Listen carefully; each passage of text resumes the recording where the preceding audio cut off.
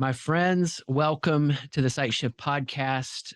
For the second time in this many years, we're doing some interviews, and I get to introduce you to people that I admire and value and have been impacted by. So, Jeff Baker, welcome to the podcast. So glad to have you. Chris, thanks for having me. And likewise, you've been a great influence too. So it's a win-win. Man, a privilege for sure.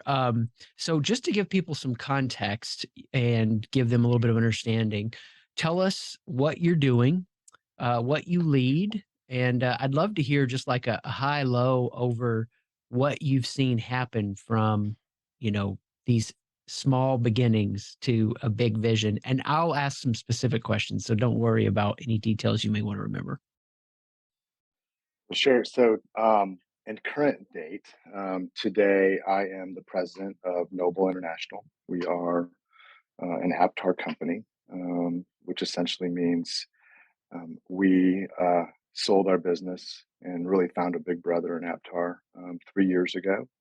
Um, Although my wife and I started our business in 1994, and we evolved dramatically. I mean, we started as a promotional product company. I remember screen printing T-shirts in our garage back in the mid '90s. So it's to evolve to a really a healthcare focused medical technology based company that focuses on patient outcomes and how to help patients better understand their therapies, how to properly onboard a patient to a therapy, specifically with device related medicament delivery systems, EpiPens, naloxone, all sorts of different device related medications that we support. But ultimately, I'm just blessed and fortunate to lead an incredible group of people that we've been able to build over the years, um, that we have a shared passion with.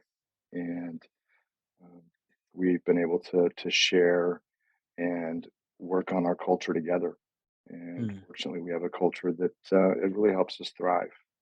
yeah, and I've been able to witness it, up at a front row seat, and it's been such a cool thing to witness. Now, I got to come in after you had already stepped into this reinvention, and I want people to really grasp the power of this story because, you know, oh, overnight success. Yeah.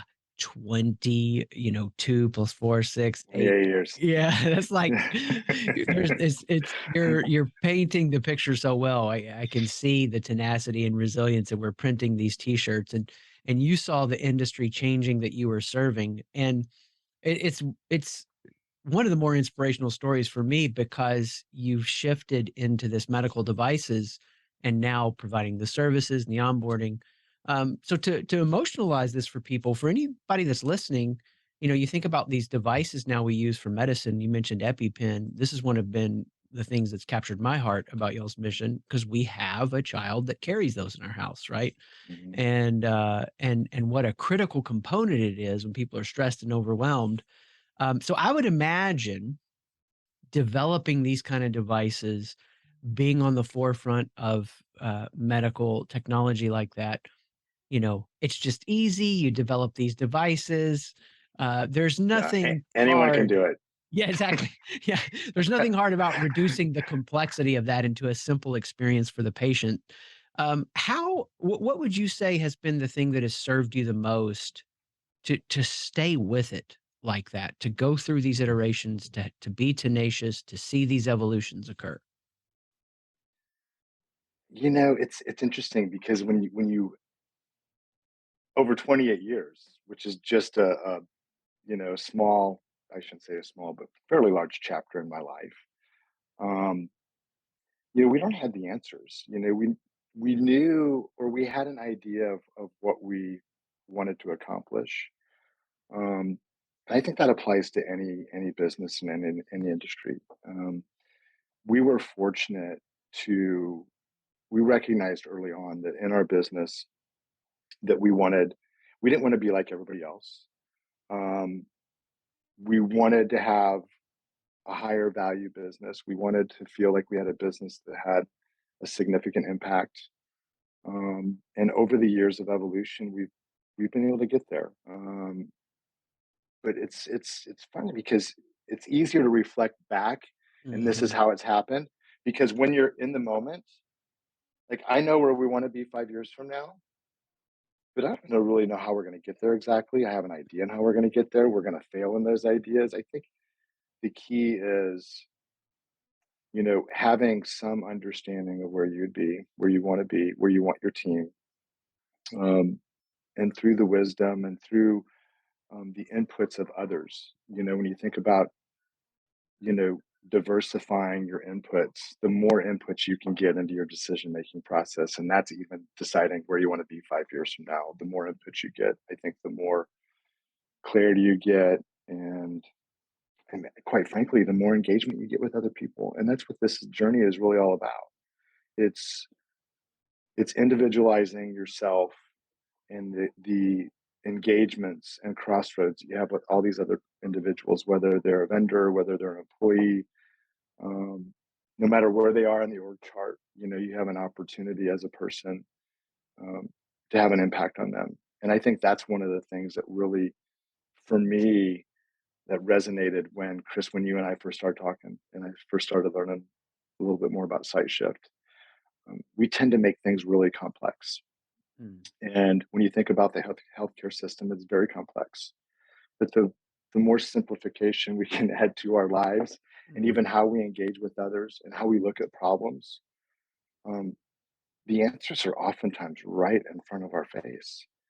A lot of the inventions and patents and things that we have, to us, it was obvious because we were just, obviously we put ourselves in a situation where we had a lot more uh, variation maybe in our views and perspectives, and we incorporated that, not just not just did it out of diversity. Hey, we need to have more. We actually took that information and placed value on it, whether we didn't see the value or not, and we put it into this process of how do we take all these different views and challenges, and how do we simplify this. And it can be a lot easier than what we tend to think, but it really just starts with engaging people Yeah. and understanding people. Something I've observed, I'd love to hear how you perceive yourself this way. Um, for me, I get to be up close and personal with leaders throughout the week. It's just such a sacred honor. I love it. And us having experienced that for like 7 or 8 years, I would say one of your strengths I've witnessed is you've adjusted how much you're filling the space with your power or your presence or your personality, to let other oxygen get into the room, right? And I think I see so many leaders, the more pressure they feel, the more they overfill The the more they space they're do in. Exactly. themselves. Yeah. Totally. Totally. So I've observed you like, not take your foot off the gas in terms of vision or passion or strategy, but take your foot off the gas in terms of how much does Jeff Baker need to be in this? And I've seen it in a graduated way continue to decrease as the company has continued to flourish. Are you aware that that's happening? And if so, what helps you live that out so well? Yeah, well, I appreciate your confidence in me living it out so well. I am a human, so we certainly we try to live it out, and it's interesting too because there's seasons, right? So I just talked a little bit about, how the journey is really a consolidation of all the engagements and crossroads we have with those in our lives. Um, and I remember, when we first started working together, I was in that leadership season where I was I was the teacher. I was, hey, this is what we're going to do. Here's our plan. And I would engage the team and they'd participate, but at the end of the day, I was kind of road mapping how we needed to do this. And you taught, and SightShift taught me, how to create that vacuum, how to step back and allow people to grow. And it just started simply with holding my tongue in meetings, Mm, and seeing if other people would ask or challenge, in the conversation in that particular meeting objective, with the same perspective that I would have, right? And then in that moment where if that didn't occur, instead of me coming out, it's almost from this is how we're going to do it to, hey, challenge the team. How do you think we should do it? And then let them attempt that. It may work, it may not. That's where then you got to become a culture that accepts failure. We talk about bike wrecks versus car Mm, wrecks. There's a lot of different shifts and a lot of different seasons that I've learned over the years on how to engage, from articulating how we're going to do it to stepping back and seeing if anybody else is going to lean in and fill that void.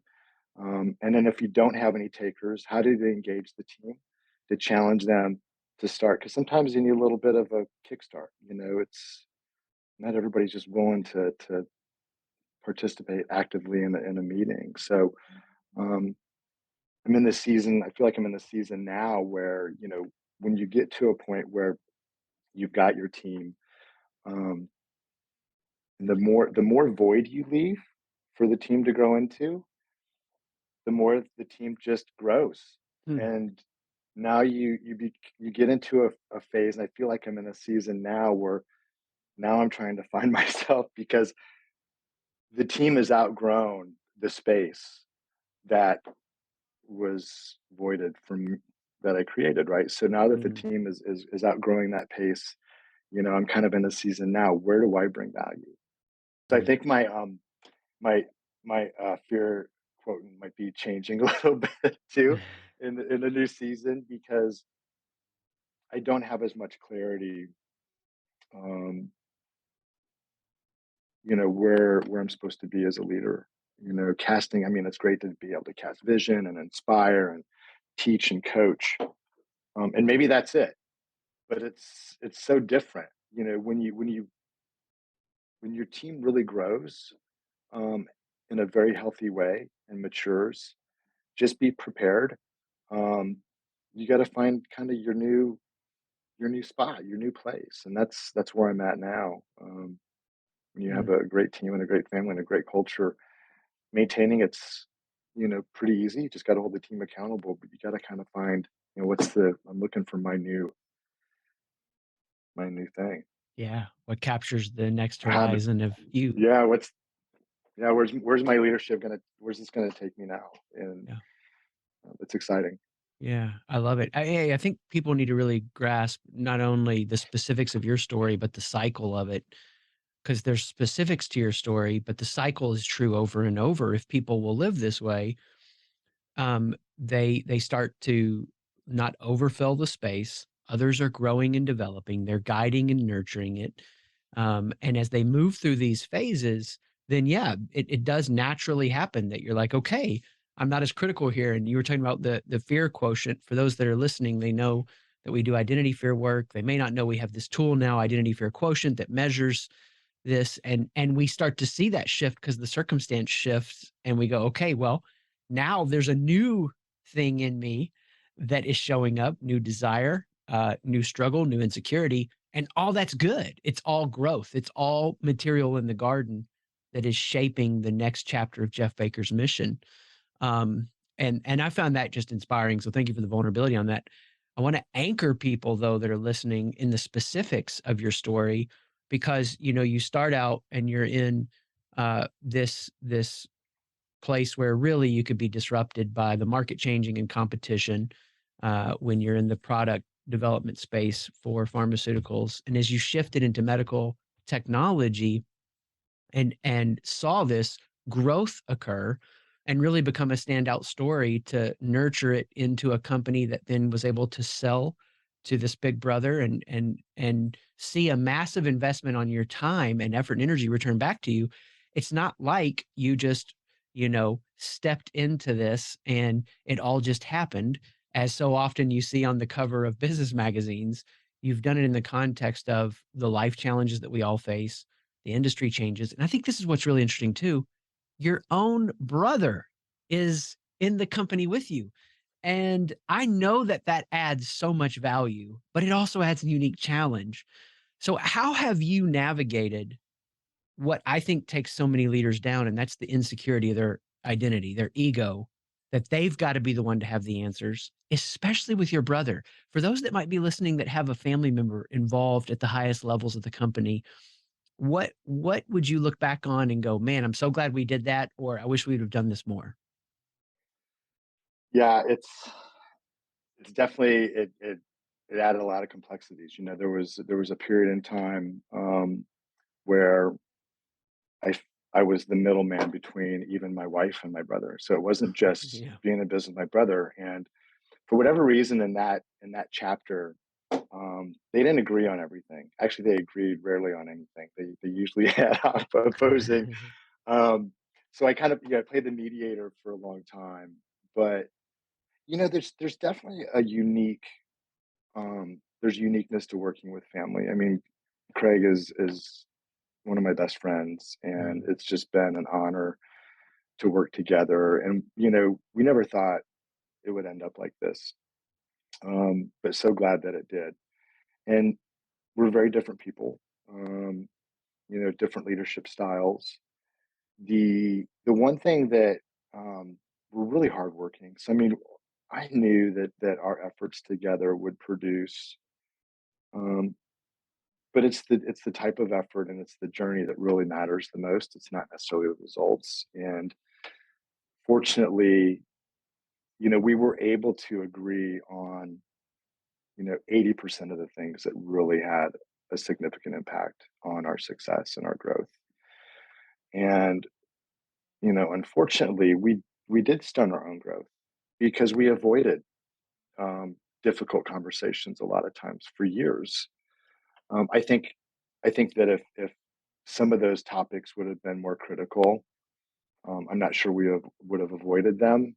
um, Once we started getting into SightShift and having a platform, too, that helped us better understand ourselves and kind of internalize and recognize our own identities and how that's reflected, and recognizing other people's. I think creating that glossary of terms that's uniform that we can all have real conversations about, that really helped out my brother and I as well. Oh, wow. Being able to communicate things in an effective way.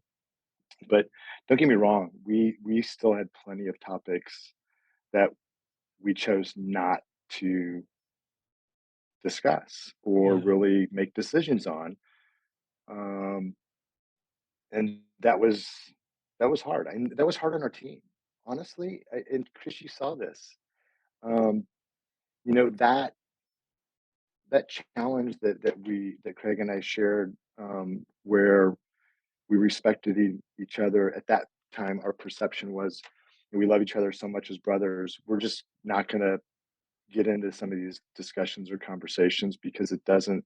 We just didn't want to go down that path. But the decision not to have those conversations made it definitely more challenging on our team. In many cases, they probably felt like they had two bosses, and you know didn't know which one they should try to please, and which one was right, and which one was a priority. And although it was more convenient for Craig and I just to let them deal with it. It wasn't good leadership at the time, and so it's family makes it challenging. It definitely makes it Mm. more complex. Um, you just got to be willing to grow and Yeah. recognize, where we're weak and where our faults are. And there's a level of acceptance that I think, at least our culture was so good in so many other ways. If that's all they had to deal with, then it was still a great place to work and grow. And we're very passionate, so we were able to grow out of it. And I think, Craig and I, definitely been able to grow out of that too and learn from it. But it's not easy. Yeah, yeah. What a great way for people to listen to that and get permission to be where they are with it in their own journeys. So many have family involved. I'm picturing you, uh, you know, getting this dream, starting out, being this entrepreneur.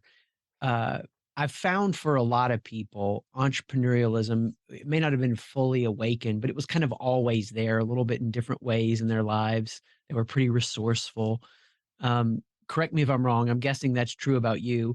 And the bigger question I would want to ask would be, was there a point where you really, like, had a light bulb go on for growth and self-development and who you are is gonna impact so much of the company? Or was that kind of just always with you? Maybe environment, nature, a part of how you were raised? You know, I think a lot of what is taught, um, I am familiar with. You know, just I dropped out of a junior college, which I do believe now takes special talent to be able to drop out of a junior college. It was because I wasn't serious, but I always worked. We had a very hardworking family. Really didn't have any means at a younger age, so um, we sacrificed sports, in our high school years to work and earn a living, and I think that that drive to work for something greater than that, and at a young age, it definitely started kind of with material stuff because it's stuff that we didn't have, growing Mm, up. If we wanted anything, we had to have it. I think I think that drive to do better has really been a great benefit and asset for Craig and I, and for Haley. Haley's the same way. When we think back though about the skills, for me, when I left the formal education space and college and stuff, I was in door to door sales. mhm, So for 3.5 years, um, I probably talked to 150 to 200 people face to face mm, every day, mm, and with a purpose, trying to mhm. generate revenue, trying to make a sale, or trying to hire salespeople to join this door to door sales company, and um, that process really taught me a lot, how to understand people. But I think what's missing for me, what was missing was a platform that can be used to teach and can be used to bring a team together and to keep it real. And that's one of the things that I really, really enjoyed about SightShift, Chris, and about what you teach. Um, it's it resonates well with people, and to have a platform that allows us to communicate in a way where everybody, for the most part, understands and on the same terms. We're aligned with the glossary of terms, if you will. I think it just helps us better communicate and have conversations. Um, the hardest part, I think, is facilitating real conversations within your organization. Mm, Conversations that include the empathy that's needed at that time, the accountability that's needed at the time, the encouragement that's needed at that time in conversation. Just getting everybody um, in a place where there's at least clarity in how we speak and what things mean, goes a long ways for progressing the growth of our team and having those effective engagements with each other. I love it. I mean, so you took us from the gritty reality door to door sales. No, I love it. This is like everything. It's what I've seen you do so many times, and then you take it all the way to this values based big decision. Uh, that you're going to have this kind of healthy culture, and even the terms you're using describe a whole culture. It's a culture where you're giving direction and you're listening, and you see all of the in fad leadership writings just swing to whatever extreme, you know, is out of balance in the culture at large. And that picture that you're painting there, you've mentioned this and you're being so generous with it. I appreciate it a ton. You personally went through our core process, figured that shift out. We'll talk just a little bit about what we did with your team and company too. But for you personally, what is like still the biggest takeaway, the thing that lives with you the most about that process? How does it renew or help Jeff Baker in a day-to-day process? You know, that process, I think for me, it helped me recognize that, I'm pretty good at this stuff. in work. I felt like this is where I was thriving in the work environment and applying leadership skills, expanding my leadership skills.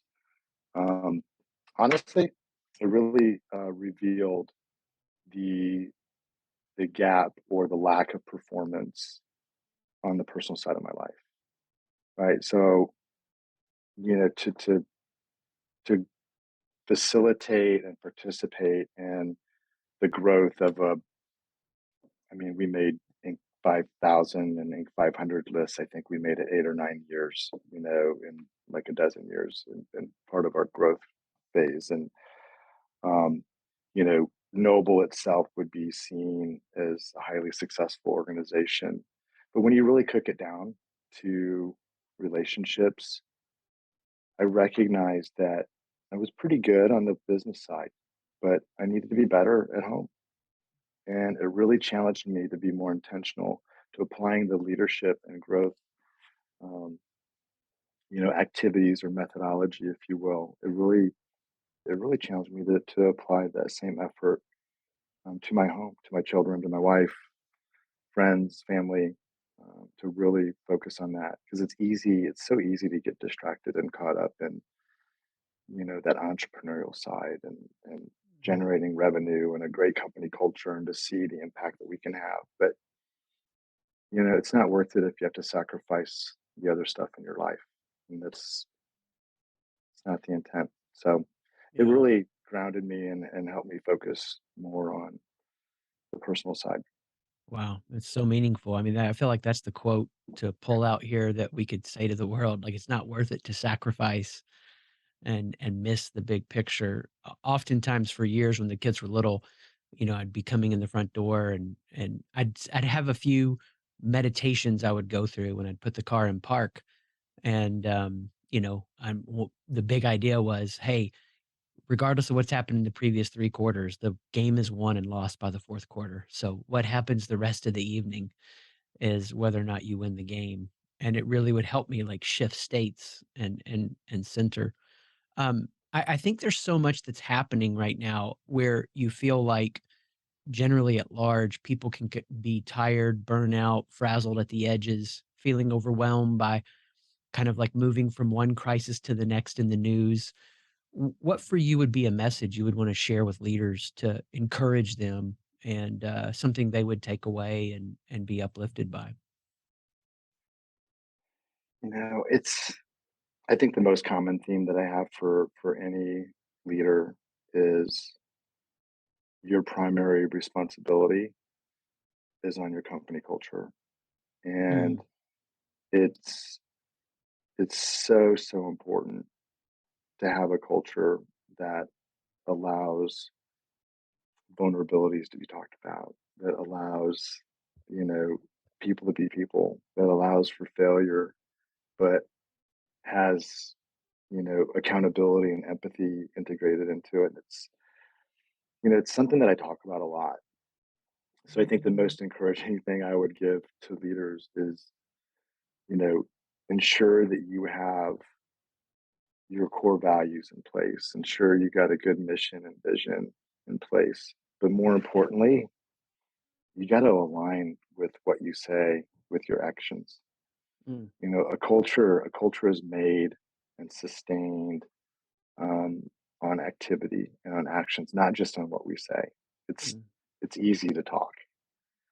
Um, you just got to live it out, mm, and I think the more we've been able to see that.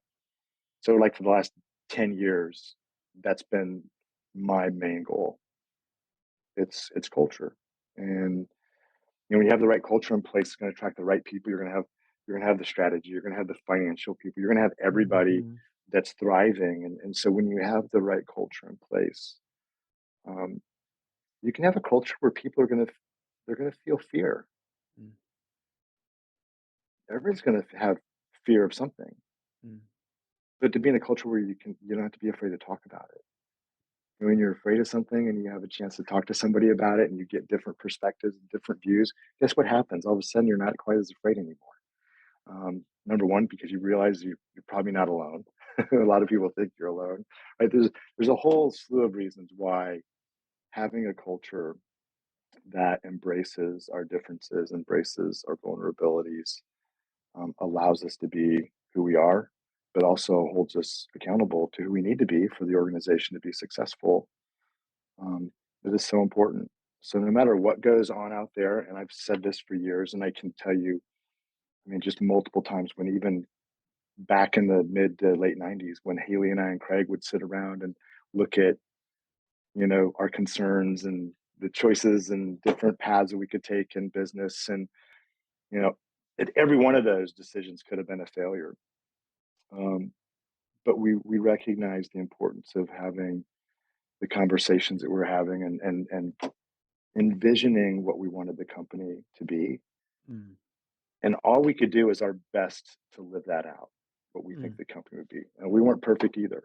Um, but to live that out and try to create a culture again that people could thrive in, that would want to be a part of it. And then we're fortunate to have, some business opportunities that instill a little bit extra purpose in what we do. So being able mm, to help patients reduce their anxiety and self-medicating and better understanding their disease and understanding their therapies and the benefits of that and helping transfer knowledge and helping patients get better. mm, uh, that adds to another whole nother level of passion and purpose to our team. But I'd encourage you as a leader, um, to focus on your culture. mm. And focus on your culture means you need to talk about it and you need to live it. And you need to be willing as a leader to give examples of vulnerability to your team. You can't expect them to be vulnerable if you're not willing to be vulnerable yourself. Wow. Yeah, right on. They're gonna follow your lead all the way.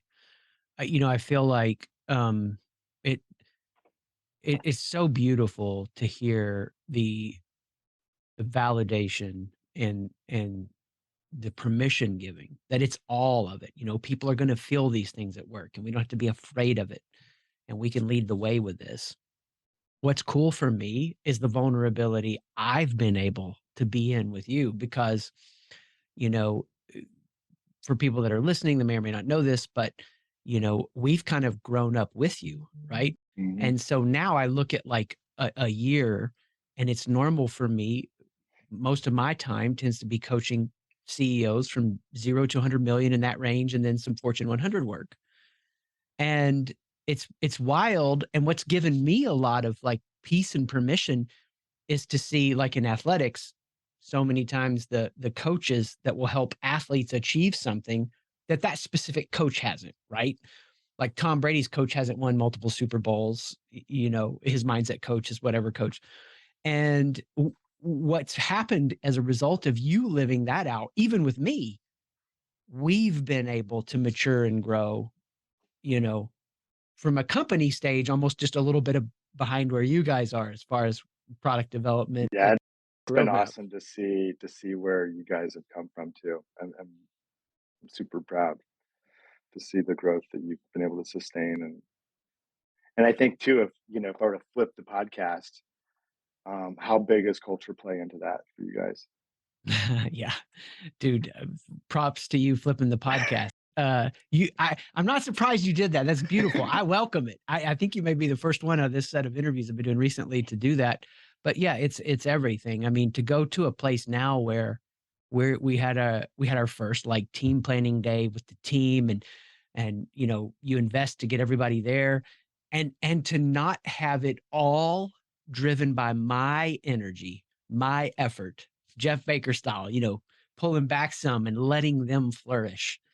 It's so rewarding, and that culture's chosen every day. The days that I mess up and say I'm sorry, and the days that I step in and do the value based decision, even though it was hard. And then there's some days where it's easy and you laugh and you tell jokes and all that's good too.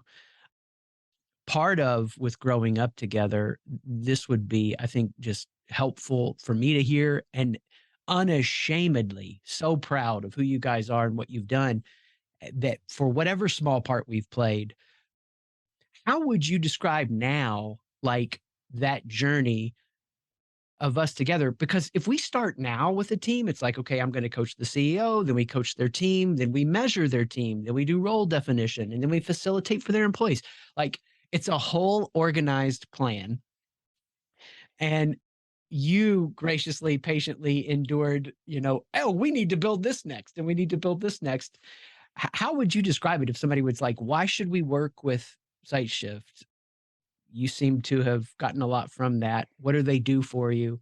Just to hear it in your words. I think, I mean, we were just meant to work together, Chris. I mean, the the fact that we were able to benefit from each other's wisdom and the direction, when we talked about how do we duplicate Chris McAllister, right? How do we scale you? Mm, Um, and then we think I flip it, on Noble. How can we create a culture that allows us to communicate effectively, truthfully?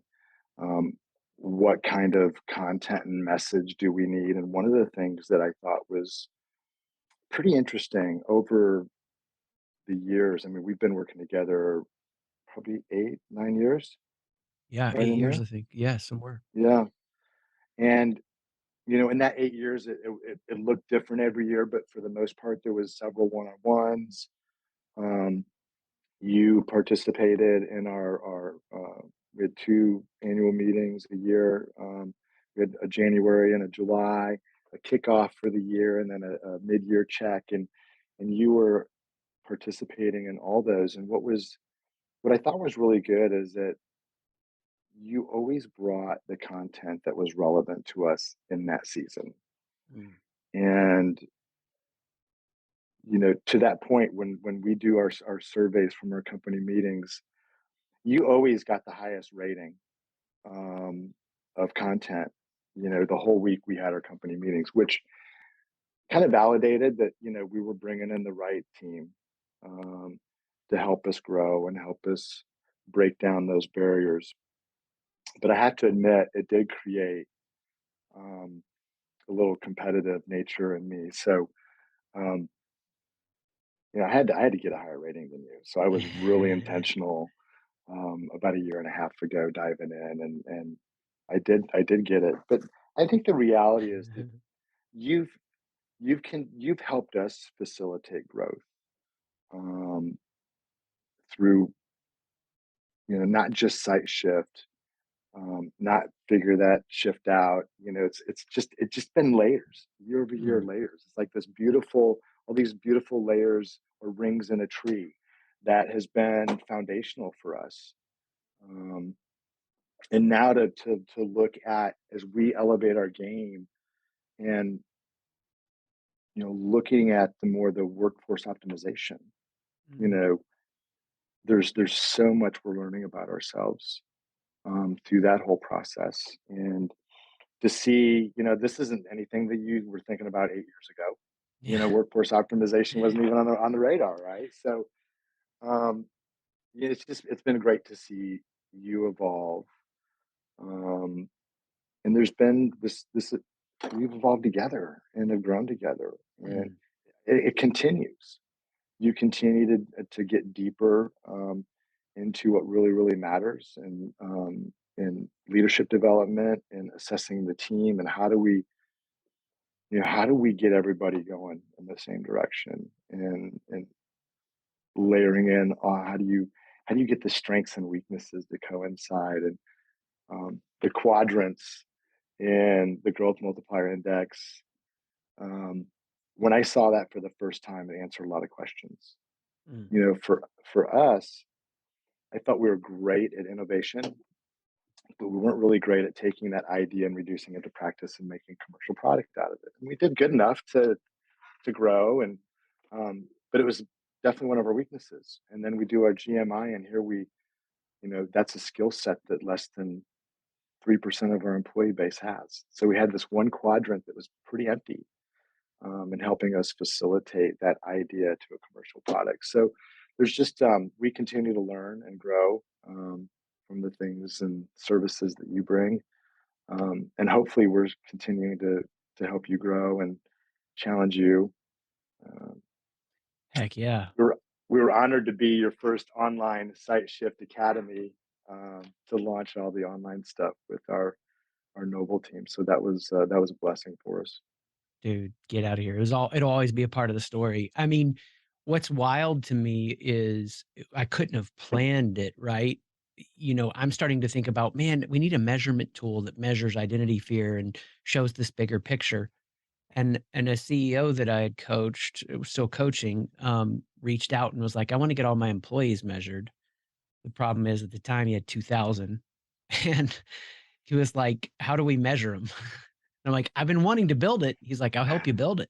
I was like, "That's amazing," and it's this flow of, like, you can't force these things. You can't miss the opportunity, but you can't force it. You gotta find those through lines where things are developing, and that's been such a big part of our relationship, and so what was so encouraging for me is we get it out in the wild, and now we call it, by the way, you'll appreciate this, the growth culture map, right? We're refining messaging and locking in the names, and so it shows the identity fear and the growth multiplier piece. But you're an intuitive leader. You saw how this tool can show you these things. But all that to say, you and I hadn't even spoke for a while. I just saw orders coming through. And I was like, man, Noble's got a lot coming through. And I forget who I heard it from now, but somebody was like, yeah, Jeff said we're not hiring anybody until we measure them, which was exactly what we were trying to get in place so that now what we were doing with you guys, step by step beside, we could do right from the beginning. So that means the world. As you dream about and think about what's next, for those leaders that might be in that place, and hey, after I hit stop, we can talk about that some more because that lights me up. What would you say to people that are in that spot that are kind of considering what's next as far as expanding their leadership capacities? What's an idea or reality that's giving you comfort or provoking thoughts? I think, I mean, first you just gotta know where you're at, right, as an individual leader.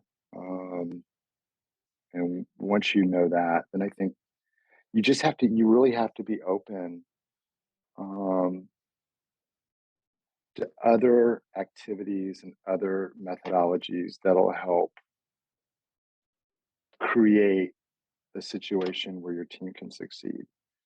And what I mean by that, like for us, I feel like we have all we're not perfect, but we're offering all the resources and we talk about the resources. We encourage people to take the resources and use this content. But every one of our team members, they live in a whirlwind as well, right? So we have to recognize that everybody's priorities might be a little bit different. And as the leader, we can't necessarily, it's not necessarily healthy to force your priority on others. I think we have to encourage that you have to, Mm, if, if you're not seeing that energy from your team, then you may not have the right mission, vision, and core values, or you might not be living them out. Something's missing mm, because really when people want to be part of something, they typically are active and they're engaged in it. So um, I think you gotta understand where you're at as an individual. I think, and being keeping it real. mm, We live in this world where mm, false realities are very much welcomed. They're safe. They're mm, easy. Um, you know, don't know how sustainable they're going to be, mm, but mm, there's so much of that, and I think that's where a lot of leaders miss the mark too, and quite frankly, a lot of leaders probably miss the mark on keeping it real with themselves and their own identity, mm, and it really starts with yourself. Once you understand where you're at and you're willing to share your vulnerabilities with your team and the people that you work with, um, that's really where it starts, and then you build from there. And I right think on. for us, that was 8 years ago when we had a platform that allowed us to really understand, with common terms, where we were individually as a team, and we Mm, shared those individual assessments, with our team, and that allowed us to go through that vulnerability, and people get comfortable. Um, People even get comfortable calling people out when their view is not realistic, mm, because it has to be. I think that the reality of the situation needs to be true to the situation. Otherwise, you're going to put a lot of energy and a lot of effort into something that's off basis already. You're not starting from the right point, right? So, and once you grow from there, we've just, for us, it was a natural um, evolution. When you see something work, common sense says, maybe we should continue to try and apply that in more other ways. And, we do that and we continue to learn from that. And Mm, beautiful. You can't make it work unless you know where you're starting from, what's real. yeah, And I think that like, and you've keep it real. That like is a phrase I've heard you use many times, and it's not cliche platitude. This is what you're aiming for because you know there's no advancement without reality. So thanks hmm for bringing the reality of who you are, where you're at, what you're seeking to do next. It meant so much to have people be able to listen in and be inspired by your story, Jeff. What a privilege to have you here today. Thanks. Chris, I've been honored. It's been a blessing and appreciate the chance to share my story a little bit. And I'm so thankful that you've been in it. And SightShift has been great for us. But more importantly, Chris McAllister, you've been a rock star for Noble, and we appreciate you being part of our family. Dude, get out of here. Much love. Thanks, buddy. Peace.